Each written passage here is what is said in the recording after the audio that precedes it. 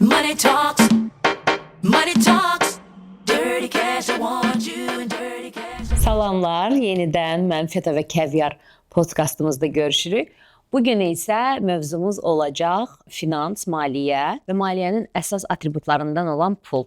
Hamımızın çox sevdiyi pul haqqında danışacağıq və pulun önəmi və daha doğrusu pulun bizi yox, biz pulu necə idarə edə bilərik o haqqında danışacağıq. Bugünkü qonağım isə gözəl, akıllı Nisə xanımdır. Nisə, xoş gəlmisən. Təşəkkür edirəm, xoş gördük. Nisə, mən səninlə keçən dəfə Bakıya gələndə tanış oldum. Demək, hardasa 2-3 aydır da, yəni ki, tanıyıram səni, demək olar ki. Və səndə ən çox diqqətimi çəkən oldu ki, gənc yaşda əslində maliyyənin və büdcənin dəyərinin nə qədər önəmli olduğunu bilmək və elə orada da bizdə, yəni tanış olarkən sən bizim bu Çevre Akademiyada kursların tədrisi ilə bağlı görüşə gəlmişdin. Əvvəla biraz özün haqqında istəyərdim izləyicilərimizə qısa məlumat verəsən. Həyatımın böyük bir hissəsidir ki, maliyyə ilə məşğulam. 7 ildir professional sektorda işləyirəm. Bütün təhsilimlə bağlı, bütün kurslar və s. hamısı maliyyə ilə bağlıdır. Hal-hazırda maliyyənin çox maraqlı bir sferası investisiyalarda işləyirəm. Bu müxtəlif investisiyalardır, pasiv gəlir və s. Amma son bir neçə ildə maliyyə ilə bağlı büdcələmə və investisiyaları tədris edirəm. Və hal-hazırda çevrə komandası ilə bir yerdə balaca dostlarımız üçün sırf maliyyə kursları düşünüb hazırlamışıq ki, artıq maliyyə binövrələri daha düzgün və sağlam olsun. O mövzuya, o kurslarla bağlı mövzuya mən dönəcəm. Mütləq o haqda istərdim ki, geniş şəkildə məlumat verəsən. Səni bu podkasta dəvət etmək məqsədimdən biri o idi ki, gənc valideynlərə və artıq belə də balaca uşaqları olan valideynlərə maliyyənin, pulun idarə olunmasının, büdcənin təyin olunmasının indidən uşaq vaxtından öyrədilməsinin önəminə fərqindəlik yaratmaq. Və simbol belə kurslar da açırsan, ona görə də istərdim məhz o kurslar haqqında geniş məlumat verək. Amma ilk olaraq deyim ki, yaxşı mənada həsəd apardım sənə və çox qürur duydum, deyim niyə görə. Çünki mən özüm ilk dəfə özümün artıq heç kimə çalışmadan öz şəxsi şirkətimi idarə edərkən müəyyən bu finansda, onun maliyyələşməsində, onu necə demək, upgrade edib daha da yaxşı səviyyəyə gəlməsində çox böyük boşluqlar və çətinliklər yaşayanda onda bir finansiст xanımla advisor kimi də ondan məsləhət almağa başladım və onda mənə dedi ki, xanım, ingilis dilində xanım demədi, o yeri silərik. Onda mənə dedi ki, fikir versən, əgər statistikalara baxsaq, biznesdə uğurlu olan, ümumiyyətlə də ki, biznesdə belə geniş çapda götürəndə, statistikalara baxanda, nəyə görə kişilər qadınlardan daha çox uğurlu olur? Çünki kişilərin ən azından onun dediyini demirəm. Bu bilmirəm nə dərəcədə, nəyə istinadən bunu iddia edirdi ki, bəs kişilərin o beyindəki o rəqəmsəl tərəf daha ağır basdığını biz axı qadınlar daha ağır, daha emosional, yəni ki, çoxunlu ola götürəndə və ona görə və kişilər rəqəmlərdən qorxmadığı üçün onlar biznesə gələndə, finansa gələndə daha uğurlu olur və mənə dedi ki, əgər sən fikir versən, biznesində uğurlu olan xanımlar o xanımlardır ki, onlar rəqəmlərdən qorxmur. Bu sözü deyəndə elə bil məndə doğrudan birdən belə o fərqinə vardım ki, doğrudan da mən heç vaxt buna fikir verməmişəm. Mən rəqəmlərdən qorxmuşam. Rəqəmlərdən qorxmuşam deyərkən nəyi nəzərdə tuturam? Mən çünki həm ailə strukturum baxımından, həm uşaq vaxtı ailəm mənim ehtiyac içində böyüməmişəm və heç vaxt maddi büdcəm, ümumiyyətlə büdcəmin idarə olunmasının idarəsi mənə verilməyib. Yəni mən o sferada olmamışam. Yəni pul ya papam olub, yəni ki, papamın evində olanda, ailədə də olanda yoldaşım, yəni o maliyyədir, finansdır, evin yoldaşım da olub. Ona görə heç vaxt o pul in charge mən olmamışam pula gələndə və ona görə də heç vaxt və bir də ki o bizim uşaqlıqdan o kodlaşdırmalar var ki beynimizdə çox pul vermə, qudurar, pul əl çirkidir və yaxud da ki, yəni ki pulu varsa demək onda hisslər yoxdur, çox pul. Timoli mən deyirəm, 79-cu iləm o SSR şeyində görmüşəm ki, bərabər hüquqlu, pulludursa, həmişə pulu olan insana tamam başqa bir gözlə baxır. Ümumiyyətlə pula, pul sahibi olana və pulun, yəni ki, yaxşı belə atribut kimi baxmamışam. Və pulun idarə olunmasında da heç vaxt iştirak eləmədiyimə görə ümumiyyətlə büdcə təhlili, büdcə idarə etməsinə yəni ki, heç bir təcrübə var və bunun mən mənfilərini, mənə nə qədər ziyanını mən öz şirkətimi idarə edərkən gördüm. Ona görə sən bu kursları deyəndə uşaqdım, wow, this is it. Yəni ki, doğrudan da uşaqlara pulun idarə olunması, pula hörmət edilməsi, pulun onları idarə etməsi deyil, pula hörmət edilməsi uşaqlıqdan aşılanmalıdır. Mən təəssüf ki, dediyim kimi, mənim uşaqlığım, yəni bu finans və savad baxımından o qədər yaxşı olmadı. Mən sənə sual vermək istərdim ki, sənin bu finansa olan meylin hardan gəlir bir xanım olaraq? Çox güman ki, məndə də bir uşaqlıqdan gəlir, uşaqlıqdan qoyulmuş hansısa bir prinsiplərdir, qoyulmuş bir bünövrələrdir. Təşvik hissi ilə gedir. Bilmirəm, pisdir, yaxşıdır, amma hər şey kontrol etməyi sevirəm. Bu tək maliyyəyə aid deyil, bu proyektlər olsun, təhsilim olsun, övladım fərq etməz. Hər bir şey kontrollu olmalıdır və mən həyatımı bir neçə addım yox, 10-15 addım öncəsini düşünürəm və planlaşdırmağı sevirəm. Daha rahat yaşayıram, komfort hissidir mənim üçün.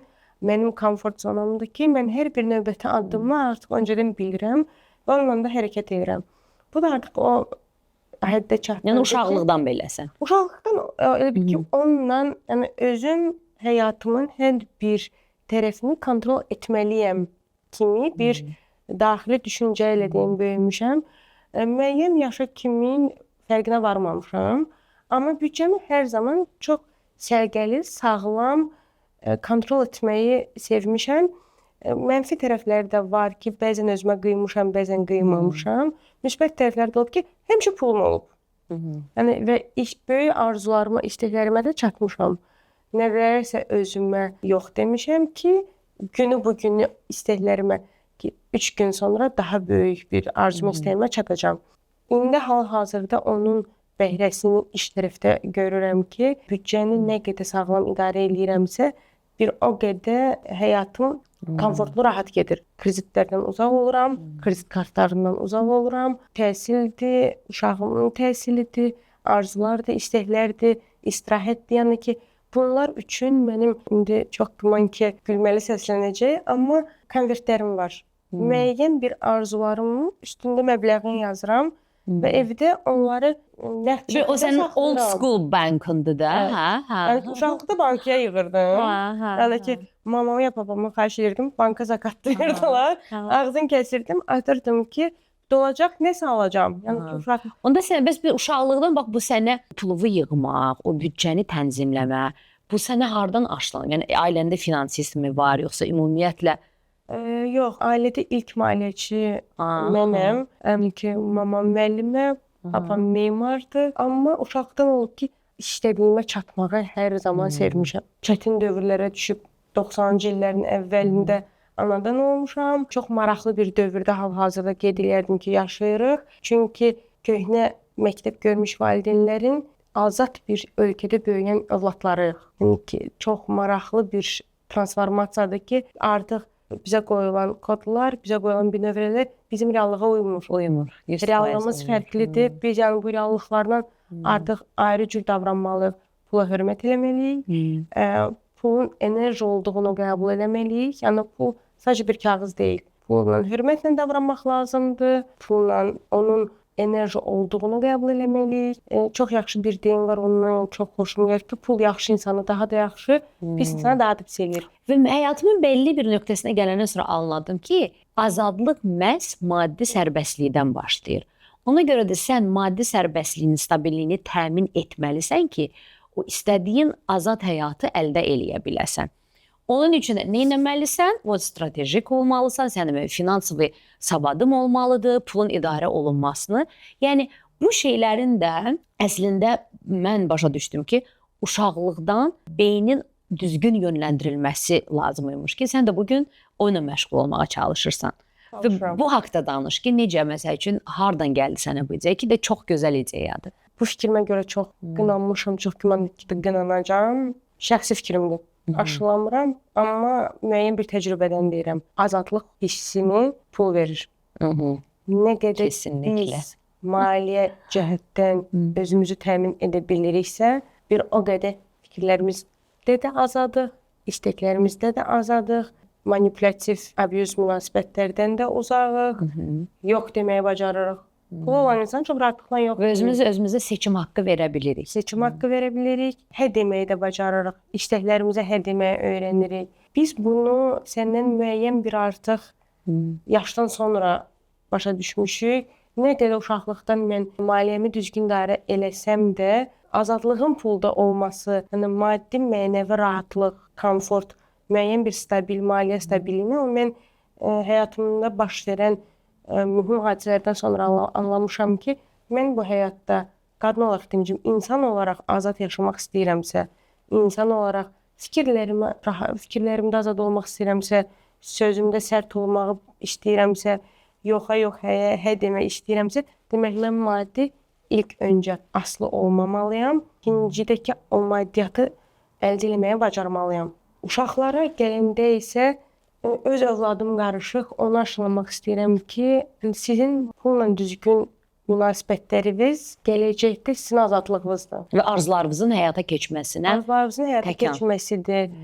Sizə uyğun olmayandan razılaşmamaqdır. Neçə mən qarışıq, neçə nəfər istəmədiyi mühitdə işləyib və ya işləyir. Hansısa bir ehtiyaclarımı qarşılamaq üçün neçə nəfər, bu artıq daha çox qadınlara yəqin ki, bağlı olacaq. Neçə qadın sırf maddi azad deyil deyənə ailədə müəyyən maddi, mənəvi və fiziki. Maddi, mənəvi, fiziki, mental zorakılığa məruz qalır. Eynən onu biz doğulduğumuz ailəyə də deyə bilərik ki, müəyyən valideynlər uzun müddət övladlarını maliyyə iplərində saxlayırlar. Çünki Kontrol edirlər. O separasiyanı keçməyə özləri icazə vermirlər. Çünki yeganə bağ qalır ki, əgər uşaqlıqdan biz insanlarla sağlam bağ qurmağı bacarmırıqsa, sən valideynlə separasiya keçib çox sağlam bir münasibət saxlaya bilərsən.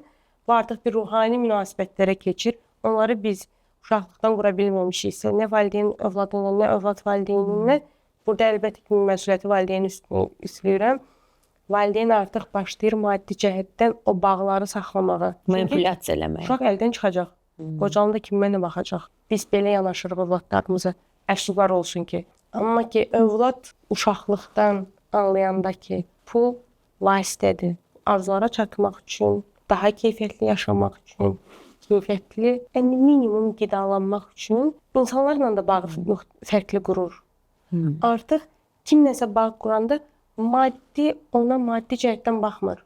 Networking möhtəşəm bir şeydir.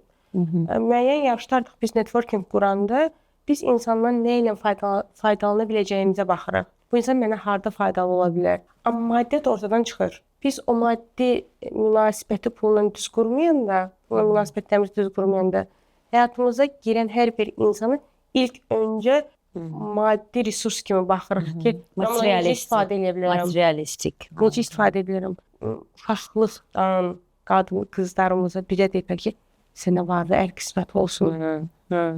Bizə o aşılanır ki, vardı, ər qismət olsun, yaxşı yerə düşəsən və s. Fikrimcə səhv bir düşüncədir. Yəni ki, tək o şeydir. Artıq sən demir, zəmanə də o zəmanə deyil də. Yəni ki, müəyyən mənada bir yerdən pul gəlirsə, o pulu sadəcə yığmaq da şərt deyil də. Çünki artıq pulun istifadə qaydası, büdcənin yığılması da bugün fərqlidir. Və o yığılan pulun da düzgün istifadəsi də lazımdır da, o da mütləqdir. Elə məsələn, tutal nə mənada deyirəm, məsələn, cib xərcliyi deyə və yaxud da ki, valideyn və yaxud sənə hər ay gələn bir miqdar var. O miqdarı yığdın, amma tək o yığmaq deyil də, o miqdarı sən daha ağıllı, daha yaxşı, müəyyən yerə invest edərək necə daha çox artıra bilərsən. Və mənim məsəl üçün bir də bugünkü bizim cəmiyyətimizdə, xüsusilə gənclərdə görürəm ki, sözün əsl mənasında pul onları idarə eləyir. Yəni, onlar pulu idarə eləyə bilmir və bunun mən sənə danışmaq istərdim ki, bunu belə deyək də, indi belə bir tendensiya var ki, bloklarımızı təmizlədi, pulla bağlı blokajlarımız var, uşaqlıqdan gələn travmaları var, pul reformasiyaları falan filan elədik, universe bizə pulu göndərdi, deyək ki, Allah bizə pulu göndərdi. İndi bu əlimizdəki pulu necə dəyərləndirir? Bu əlimizdəki bunun artıq necə deyim, fiziki tərəfi də, fiziki idarə etməsini necə etməliyik ki, bu bizim mənəvi dəyərlərimizi itirmədən pulu sevək və idarə edək. Düşünürəm ki, daha çox bunu bu yöndə sən öyrətməyə çalışacaqsan da uşaqlara, hə? İlk öncə mütləq olacaq ki, pulu sevək, pula hörmət eləyək və pulu idarə edək. Və pulun sadəcə bir vasitə olduğunu anlayaq.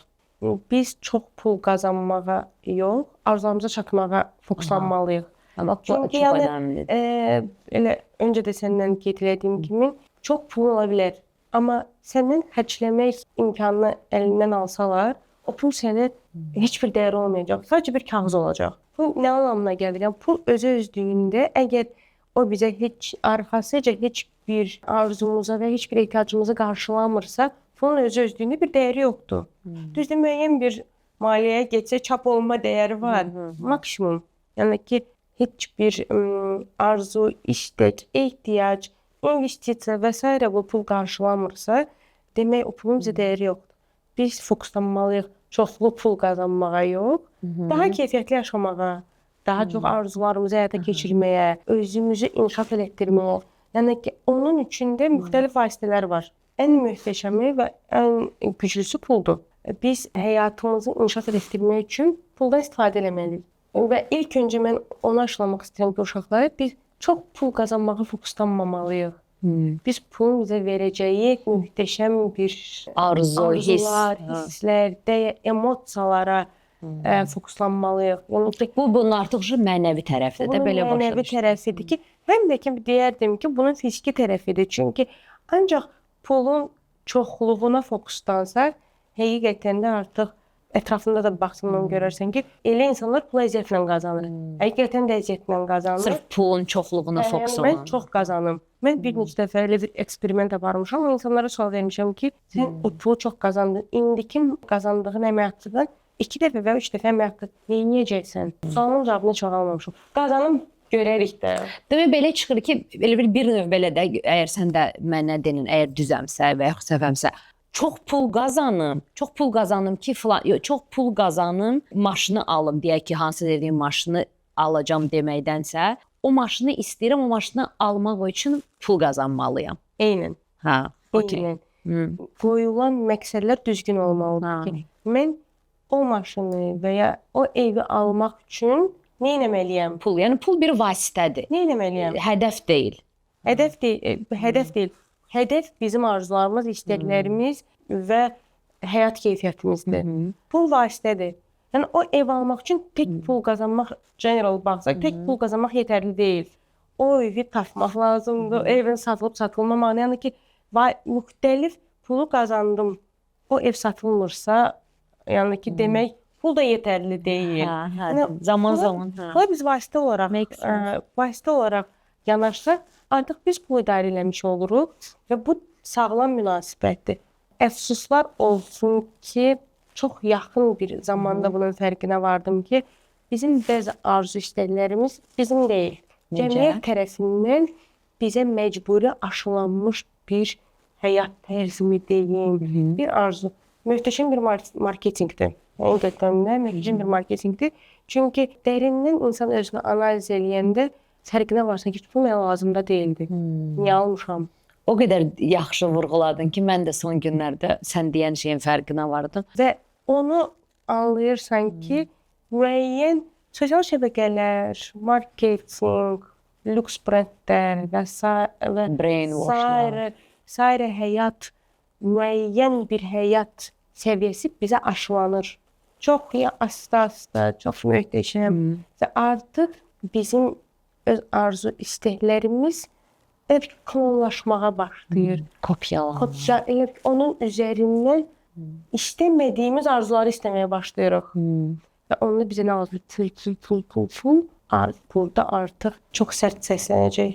İnsan hər bir yola əl atmağa razı olur. Burada yəni mən çox dərinə getməyəcəm, amma qeyri-legal işlər, rüşvət, oğurluq, qeyri-etik iş növləri ki, tək ki sən sonunda pul qazanasan.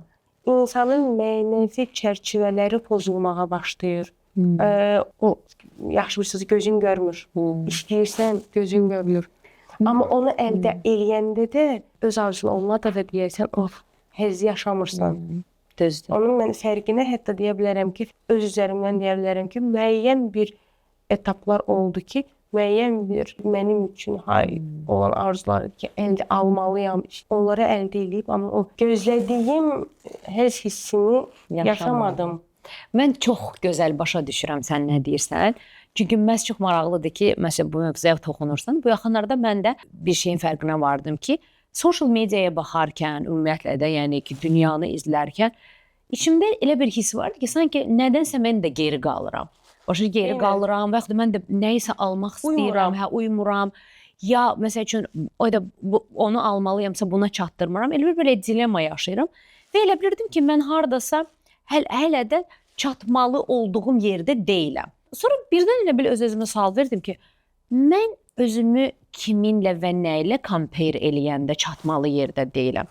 Və yaxud da ki, sənin çatmaq istədiyin yer odurmu? Və yaxud sənin əldə doğrudan da və fərqinə vardım ki, əslində uşaqlıqdan doğrudan da və yaxud da ki, uşaqlıq da olmasın. Arzuladığım şeyin hamısını mən əldə eləyirəm. Demək ki, bu düşüncə olaraq əldə eləmədiyim şey çox gözəl vurdu ki, mənim əslində istədiyim şey yox. Mənə aşılanan ki, bunu istəməlisən şeyi mən əldə eləmirəm. Və mən başa düşdüm ki, əslində mən o şeyləri də ürəkdən istəsəm, məsəl üçün, onu əldə eləyərmişəm. Sadəcə mən əslində deep down mənim bilinçaltımda mən üçün oturdum gördüm ki, mənim bugün yaşadığım həyat bir neçə il öncə dream elədiyim həyat idi. Mənim bugün mənəvi olaraq, yəni ki, necə içimdəki huzur olaraq aldığım huzur, öz emosional leveldə əldə elədiyim emosional sabitlik və sevgi və də bu mənim əslində illərlə arzu etdiyim bir şeydir və mən onu əldə eləmişəm. Yaşadığım yer olsun, yanımdakı insan olsun və yaxud da ki, yediyim yemək olsun, geydiyim bir şey. Yəni bunları əslində mən zaten bunu istəyirdim. Amma amma ətrafda bəzən beynimizdə elə bir brainwash edir ki, sən düşünürəm ki, yox, mən yenə də hələ orada deyiləm. Mənə daha çox lazımdır. Bunu elə bil mən dərk eləyəndən sonra başladım ki, yox, mən əslində onları da o birisi bugün əldə etdiyim şeylər qədər ürəkdən arzulasaydım, mən pis onu istəməyəcəm. Mən istəyirmişəmmiş kimiyə inandırılmışam ki, mən onu istəməliyəm. Bunu çox gözəl vurğuladın və baxıla bilir kiçik arzular olsun, böyük arzular olsun da.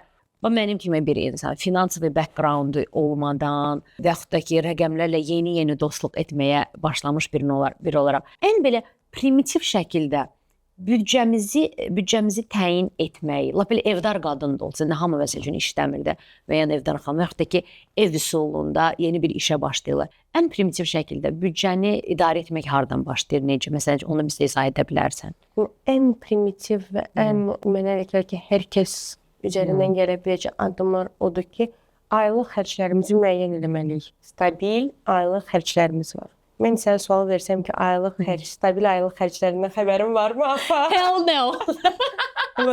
Amma yəni ki, mən dəqiqləməsi ilə sənə deyərəm ki, mənim aylıq stabil nə qədər xərcim var. Yəni ki, plus minus ola bilər, amma stabil, yəni ki, bu büdcədən hər bir halda bu xərcləri mən ödəməliyəm. O xərcləri müəyyən eləməliyik ki, bizim stabil nə qədər xərcimiz var. İkinci, o da ki, kölgədə qalan xərclərimizi üzə çıxartmalıyıq. Gözümüzdən qaçan, görmədiyimiz... Xırda hesab etdiyimiz belə. Xırda olmaya da bilər.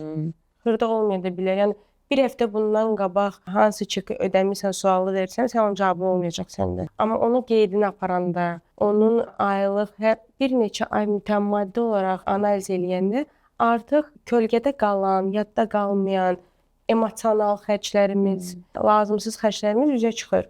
Biz artıq başa düşürük ki, tamam, mən ilk aylar bunu eləyəndə, bir neçə aydan sonra müəyyən xərclərimə baxanda heç yadıma da düşmürdü ki, mən niyə bunu almışdım, mən niyə bunu burada xərclədim. Yəni ki, onu analiz eləmək mənə çətin gəlirdi. Amma artıq bir vərdişə çevriləndə, mütəmmaddi olaraq sən xərcləri kontrol edirsən. Xərclər də kontrol olunanda, mən bir şey vurğulamaq istəyirəm ki, bəs mövzudan çıxacam. İnsanların hal-hazırda mən biraz 35 plus təbəqədən indi danışacağam. Çünki bizdən sonraki nəsil çox rahatlıqla və çox tez pul qazanır. Onlar mənim üçün bir fitri istedaddır. Yəni ki, hələ ki onları çözə bilməmişəm. Amma biz müəyyən bir stabil aylıq 70% insan stabil aylıq əmək haqqı alır. Və bu əmək haqqı müəyyən iş yerlərində ildə bir dəfə qalxmayana ki, stabil əmək haqqı yaşayan insanlar daha çoxdur. Biz gəlirimizi artırmaq ehtimalımız az olsa da, xərclərimizi azaltmaq ehtimalımız daha çoxdur. Yəni ki, və xərcləri izləyəndə onları azaltmaq daha asan da olur. Çünki sən artıq özü kontrol etməyə başlayırsan. Sən hər dəfə ən çox da təmassız ödəniş həyatı, çünki çox rahatdır. Təmassız ödəniş olanda biz artıq nəğdi görmürük, pulu hiss eləmirik. Pul bizə artıq bir belə gözə görünməz bir vasitəyə çevrilib. Artıq onu kontrol etməyə başlayırsan ki, sən gəliri artıra bilmirsən, heç bir halda artırmaq olmur. Amma xərci azalda bilirsən. Onun üçün də nə xərci biz haçan azaldırıq? Yenə gəlirik məqsədlərə. Mənim məqsədim var. Mən təhsilimi davam etdirmək istəyirəm. Və bu məqsədin arxasında yaş artdıqca, təhsil səviyyəsi artdıqca onun sözsüz ki, qiyməti də artır. Müəllimlərdən dərs götürmək, müəyyən yerlərdə oxumaq, özlərində işləmək maddi investisiya tələb edir. Və mən bu təhsilimi davam eləmək istəyirəmsə və qazancımı artıra bilmirəmsə, demək nə etməliyəm? Xərclərimi azaltmalıyam ki, həmən istəyimə çata bilim. O məqsəd olmayanda xərci azaltmaq məqsədi olmur. Yəni əgər məqsədiniz yoxdursa, bu gününüzlə yaşayın. Qazandığınız pulu keyf eləyin. Yəni ki, onun sizə heç bir fərqi olmayacaq xərcinizi azaltmadınız. Çünki onun arxasında məqsəd durmur. Ancaq məqsəd olanda çatacaq bir nöqtə. Demək, o nöqtəyə gedən yolun asanlaşdırmağa başlayırsan. Gəlirimiz artsa belə, yenə də xərclər tərk olunanda biz büdcəmizi çox rahatlıqla başlayırıq idarə etməyə. Bil onda vizual olaraq gözümün qabağında da o rəqəmlər olur.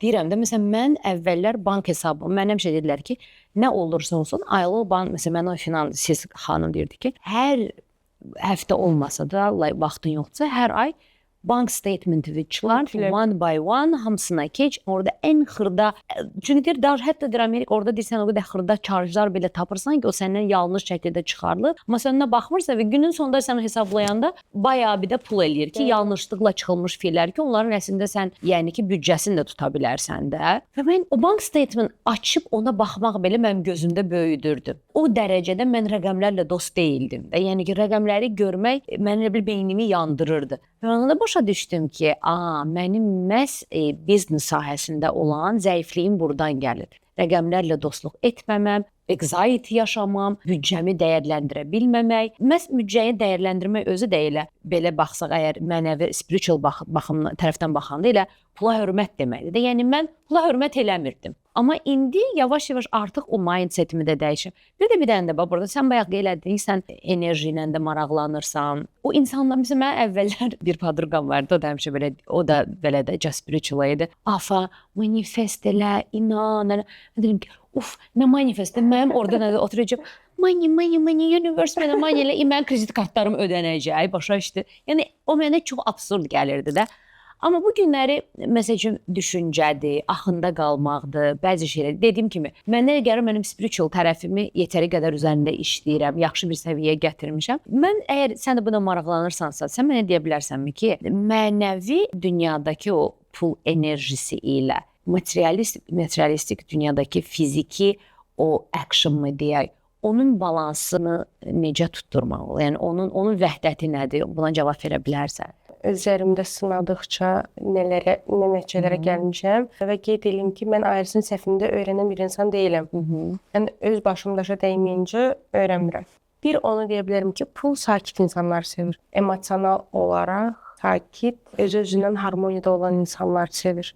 O insanlar daha rahatlıqla qazanır. O insanlar daha rahatlıqla istəklərinə çatır. Nə qədər emosional ola bilərsən, amma nə qədər neqativə köklənirsənsə, nə qədər əsəb keçirdirsənsə, nə qədər pulun əl çirki olduğu və ya pul əziyyətli, pulu hardan tapım, necə qazanım düşüncələri olduqca o artır. O insanlar həqiqətən də artıq ciddi pulla şəxsi problemləri yaşayırlar. Amma insanlar ki, mənəvi rahatdılar, problem var, demək həlli də var. O düşüncə ilə olanda işləri rahat gedir, karyeraları çox rahat. Hərdən məsəl kənardan baxa bilər. İnsan oturduğu yerdə karyerası yüksəlir. Düzdür, kənardan ancaq izləyirik. Yəni ki, insanın öz üzərində necə işləməyini görmürük. Amma həqiqətən də belə rahat yollarda olur. Onun fərqinə varmışam ki, iki də odur ki, ona yenə qeyd edilir ki, pul hörmət sevir, pul say sevir.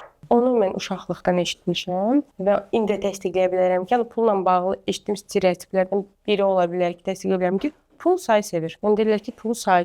Karşılığında nə qədər pul var, bank hesablarında nə qədər pul var, pulunu sevir, puluna diqqəti sevir, hörməti sevir. Daha sonra enerji cəhətdən onu da qeyd edə bilərəm ki, biz maddi həyata çox köklənəndə puldan uzaq düşürük. Maraqlı deyə. Çox yəni Bu sistem biraz fərqli işləyir biraz də, fərqli yəni işləyir. ki, hə. Yəni ki, sən nə qədər pula yüklənib inanclarını itirirsənsə, ailənlə münasibət, yəni ki, o mənəvi münasibətləri itirirsənsə, yəni sırf sən maddi həyata köklənirsən və ruhani həyat uzaq düşür səndən. Onda da sən artıq o cəhətdən başlayırsan pul qazanmaqda əziyyət çəkməyə. Bəs ona görəmi ki, olur, məsələn, bəzən olur, məsələn, material baxırsan ki, adam zəngindir, hər şeyi var deyir, amma mutsuzdur. Yəni ki, xoşbəxt deyil, sahib olduğu şeylərdən də zövq ala bilmir də.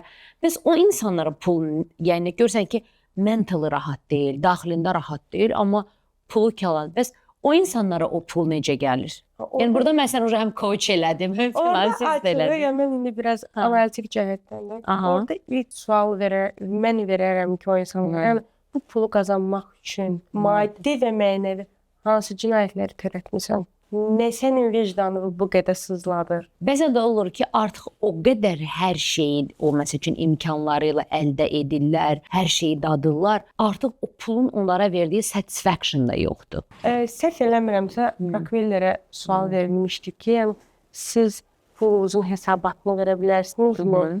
Cavab olmuş ki, ilk qazandığım milyondan savayı tüm pullarımın hesabatını verə bilərəm. İlk milyonu necə qazanmışam soruşma. Ondan da istinad ola bilər. Böyük pullar bəzən fərqli də qazanılır və bəzi insanlara bu vicdan əzabı verə bilir. Ondan mutlu olmur. Bu yaxınlarda bir məqalə oxurdum ki, çox imkanlı bir kişidən ölüm ayağında sual verdilər ki, yəni kaş kim həyatda nə olub? Və hər şeyim var. Bütün dünya pullarımı qazandım. 20 ildir qızımla danışmıram. Pulun üstündə. Yəni ki, insanın həyatdan verdiyi qurbanlar çox ağır olur. Onu biz biraz öncə qeyd elədiyim ki, biz hərdən çox pul qazanmağa fokuslananda bəzi mənəvi həddlərimizi aşırıq. Və müəyyən bir yaşa çatanda artıq hər şey əldə eləmişik. Amma içimiz sakit deyil, daxilimiz narahatdır. Demək, verdiyimiz qurbanlar o pula dəymir. Dəymir. Mən məsəl üçün ümumiyyətlə dünyada demirəm ki, hər bir şeydə balansı qoruyuram, amma doğrudan hədəfim həyatın hər bir sferasında balansı yaratmaqdır da. Əslində öz iradəmi daha güclü, iradəmi tərbiyə eləmə. Oğluma da həmişə tərbiyə verəndə deyirəm ki, birinci üzərində işləməli olduğun şey iradəndir. Çünki iradən güclü olanda və yetərlilik duyğusu. Sən harada limitləmək yox, amma ən azından demirəm ki, yəni harda durmağı biləcəksən. Ən azından acıgözlülüyün qabağını ala biləcək. Çünki mən düşünürəm ki, insan övladının əksər hallarda sonunu gətirən onun acıgözlülüyüdür. Yetərlilik hissinin olmamasıdır. Mütəmadi olaraq və məsəl üçün o da çox önəmlidir ki, məsəl üçün deyək ki, pul qazanmaq istəyir və yaxud da ki, arzularımız var. Məsəl üçün bugün bir ev arzulayırsan, bir vaxtdan sonra o evdən daha qəşəng bir ev arzulayırsan. Bax, oradakı o vəhdət, qızıl vəhdət sənin deyək ki, fəlsəfəndə hardadır ki, həm qazanmaq, həm daha yaxşısını arzulamaq, həm də acıgöz olmamaq. Onda bir dənə mən sənə misal verim. Ümumiyyətlə, insan niyə acıgöz olur? Niyə bəzi insanlarda gözü doymur? Bəlkə ondan ki, insan ümumiyyətlə özünü tanımır. Nə istədiyini bilmir. Və nə istədiyini bilmədikcə, hər əlinə düşdüyünü, hər gördüyünə sahiblənmək istəyir. Əlinə sahiblənmək istəyir və ona bəs yetər eləmir. Çünki müəyyən boşluqlarımızı doldurmalıyıq. Amma boşluqları birinci özümüzə çözməliyik ki, boşluqlar hardan yaranır? Nə qədər möhtəşəm valideynlərimiz olsa da, nə qədər biz möhtəşəm bir ailədə, cəmiyyətdə böyüsək də, hər kəsin illaki bir travması olacaq. Hər kəsin illaki bir boşluğu olacaq. Mümkünsüzdür, qüsursuz, səhvsiz insan yoxdur. O boşluqlar da olmasa, biz inkişaf eləməyəcəyik. Yəni, o boşluqlar bizə nə üçün lazımdır? Onları tapaq, özlərimizi işləyək, inkişaf eləyək, öz keçmişimizdəkindən daha da yaxşı olaq. O insan ki, o boşluq uşaqlıqdan hər bir şeyin acılıq. Yəni ki, insan kasıb ailədə də böyüyə bilər, emosional kasıb ailədə böyüyə bilər, maddi kasıb ailədə böyüyə bilər. Ömrü boyu kimləsə müqayisə oluna bilər.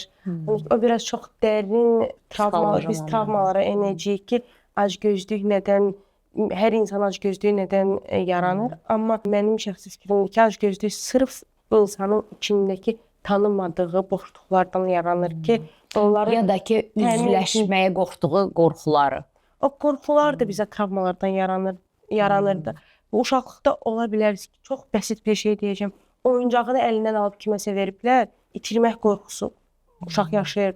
Demək, o daimi hər şeyi özündə saxlamağa başlayacaq ki, itirməsin. O bəlkə də heç anlamayacaq ki, onun travması uşaqlıqda əlindən aldığı oyuncaqdan irəli gəlir. Acgözlük ondan irəli gələ bilər. Yəni psixoloq deyiləm, sadəcə yəni araşdırıyorum. Yox, çünki onu nəyə görə deyirəm? Çünki çox vaxt fəlakət də ondan gəlir, amma onun üçün demək belə çıxır ki, bayaq da onu əslində sən elə bu sualın cavabına oxşar şəkildə bir şey dedin ki, onda belə çıxır ki, doğrudan da elədir. Sən mənəvi olaraq daxilində bir balansda, bir sülhdəsənsə, əslində zaten bolluq içində hiss eləyirsən. Çünki sənin ehtiyacın olan huzur varsa, sən artıq nələrsə axtarıb o adrenalin raşına ehtiyac duymursan da. Və daha sağlam adrenalin tutursan. O balansdan müəyyən bir evdə yaşayırsan. Bir insanın yaşamaq üçün neçə ev ehtiyacı var? Bir, maksimum sən o yaşadığın evin bir level və ya daha yaxşı da köçə bilərsən. Amma 10 dənə ev almaqla sən onunda da yaşaya bilməyəcəksən. Mənim üçün balans odur ki, yaşadığım mühiti yaxşılaşdırım. Bu günləri mən misal çəkəcəm. 3 otaqlı evdə yaşayıramsa, bu mənə komfortdursa, mən elə o evdə yaşayacağam. Yox, əgər gələcəkdə mən daha böyük bir evə ehtiyacım olacaqsa, ehtiyacım yaranacaqsa, nələr övladımı sayarta bilər, ailəm dəyişə bilər, ev heyvanı saxlaya bilər, saxlamaq istəyirəm və s. Mən artıq yaşadığım ev mühitini yaxşılaşdırmağa çalışacağam. Və mən maşın sürürəmsə, maşın mənim üçün maşın komfortdur. Müəyyən bir vaxtdan sonra artıq məni incitməyə başlayırsa, tez-tez gedirəmsə və məni yarı yolda qoyursa, mən artıq bu maşını dəyişməyi düşünəcəm. Amma mən hər 3 aydan bir, 4 aydan, 5 aydan bir maşın dəyişirəmsə, demək artıq özümü sorğulamalıyam. Mən nəyi doldurmağa çalışıram? Özümü kimə göstərirəm? Sən bir dənə də sual verəcəm. Əslində bunun bəlkə də bilmirəm temamıza daxil, amma yetəri qədər məncə bir çox xanım izləyicilərimizi, ümumiyyətlə cəmiyyətimizi narahat edən mövzulardan biridir. Amma timbol sən də finansdasansa, mən sən danışsan mən belə görürəm ki, sən xanım olaraq standartlarını artıq belirlənmiş bir xanımsan.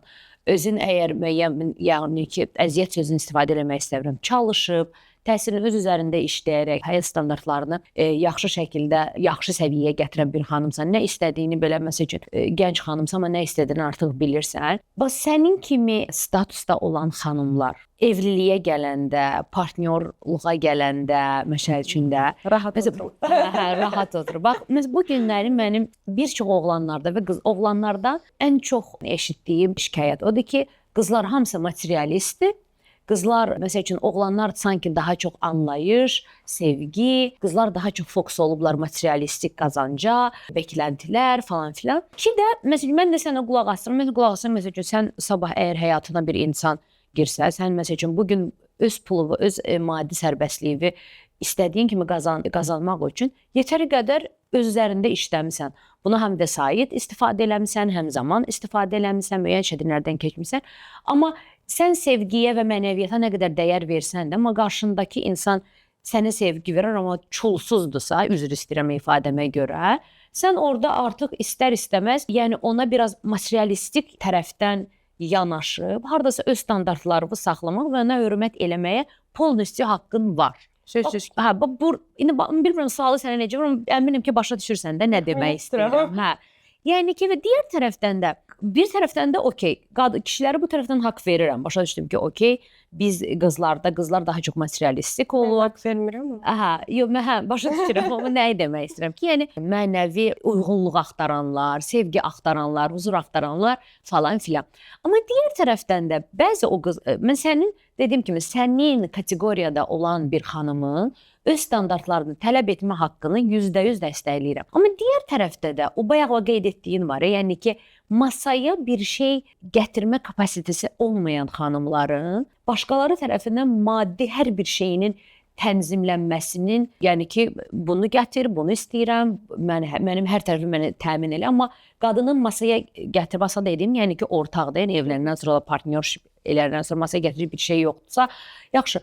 Onda da mı haqqı var? Yəni ki, doğrudan nə olsun, mən qadına, mən işləməyəm, mən masaya gətirməyəm. Hər bir zaman. Bax, bunun sən bir finansist olaraq və öz standartlarını belirlənmiş bir xanım olaraq ikili ilişkilərə gələndə bunun tənzimlənmə metodu sənin üçün nədir və bu haqqda bu mövzu haqqında nə düşünürsən? Yəni mən komfortuma düşkün insanam. Nə qədər də öz komfort zonamdan çıxsam da, yəni çıxmağa özümə hər bir zaman challenge edirəm, komfort zonunda qalmıram. Amma həyatda müəyyən bir məqamlar var ki, mən orada komfortuma düşkün adamam. Bu mənim olsun səyahətlərimdir. Tamam, ildə 2 dəfə səyahət edəcəm, amma tam öz dediyim komfortlu olacaq. Bu mən sürdüyüm maşındır, yaşadığım evdir, uşağımın təhsil aldığı yerdir və münasibətlərdir. Müəyyən bir yaşa çatmışıq. Müəyyən bir uğurları əldə etmişik və artıq müəyyən bir stabil maddi gəlirim var. Sözsüz ki, mən həyatıma kimisə qəbul eləsəm, mən öz komfortumdan vaz keçməyəcəm. Belə deyək də, yəni problemi özümə də yarada bilərəm. It's okay. Həyatıma daxil olan insan mənə əlavə problem yaratmamalıdır. Bunu mən amma indi düşünürəm də, yəni 10 il öncə bəlkə biraz fərqli düşünürdüm. Çünki 10 il öncə mən daha çox ayrı bir məqamlara fikir verirdim. Bunu da deyərdim ki, səhv idi.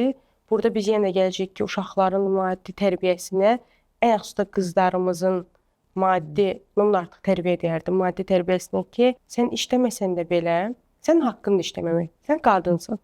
İstəyirsən işlə, istəyirsən işləmə. Amma o demək deyil ki, sən işləmirsənsə, sən qazanmırsansa, sən ailə büdcəsinə maddi köməkli göstərmirsənsə, bir insanın səndən bir qulluqçu kimi, çəkinməyəcəm bu sözümdən, istifadə etmək haqqına gəlir.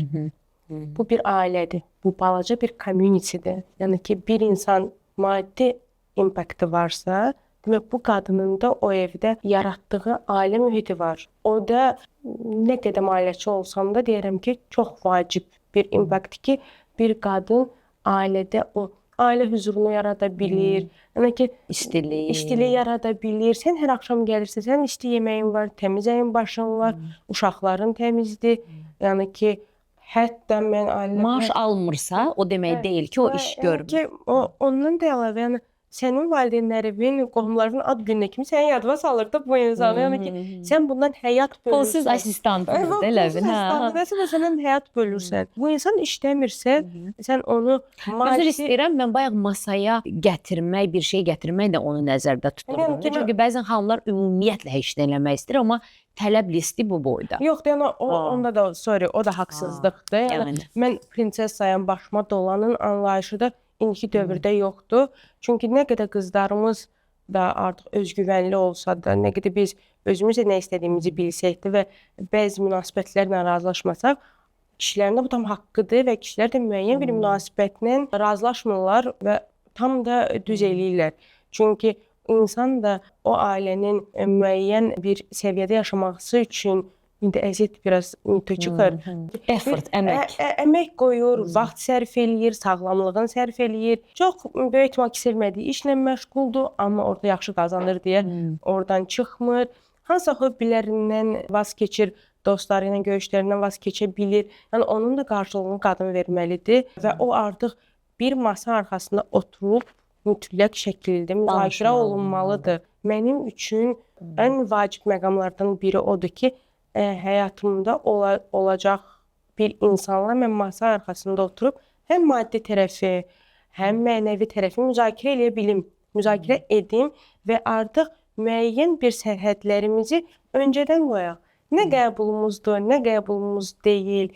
İndiki artıq reallığımız odur ki, dözmək anlayışı artıq çox həddi. Nə də ki, sevgidən yapışıb, yəni sevginin kölgəsində o biri mövzuları unutmamalıyıq da, yəni ki. Biz sevgi ilə asılılıq bağı ayırmağı bacarmalıyıq. Çox vaxt münasibətlər sevgi yox, asılılıq bir bağ var.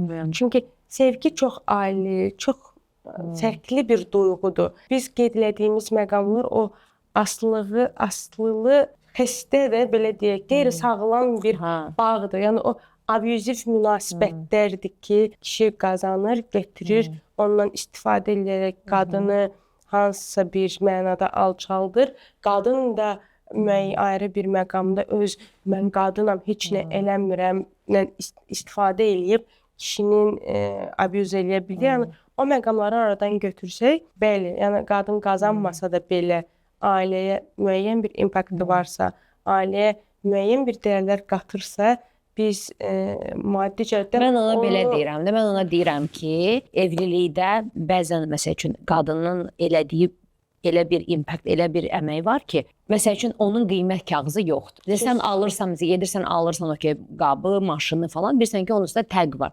Amma bəzi mənəvi investisiyalar var ki, zamandır, mənəvidir, səbirdir, qadının göstərdiyi.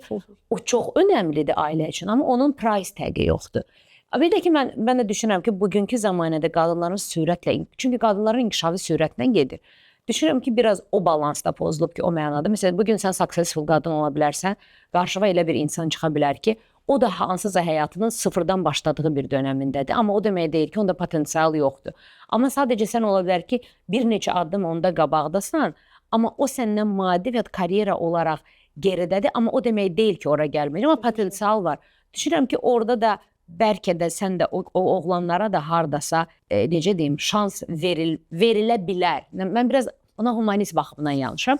Ona da ki şey lazımdır. Yəni ki, qadının səbri, düşüncəsi, yenə sən standartlarından nə qədər ödün verə bilərsən birinin yüksəlmək üçün. Çünki biz bəzən şey kimi baxırıq ki, o kişi uğurlu olmalıdır. Qadının uğur patrini evi yox, kişi uğurlu olmalıdır. Qadının uğur patrini ondan sonra gəlməlidir. Amma burada dəyişə də bilər. Qadın uğurludur, amma kişi o addımları atmaqdadır və o anda bəlkə də o qadının ona müəyyən dəstəyi varsa, ona da biraz yandırmam ki, o düşüncəni genişləndirmək lazımdır da bugünkü zamanədə. Ya ki, ay yox, mənim ərim məndən az qazanır, o zaman mən onunla ola bilmərəm. Bəlkə həyatının elə bir başlanğıcında da onda potensial var daha çox qazanmağa. Burada biz tək artıq maddi qazancdan getmirik. Məncə biz biraz maddi qazancı qoyaq kənara.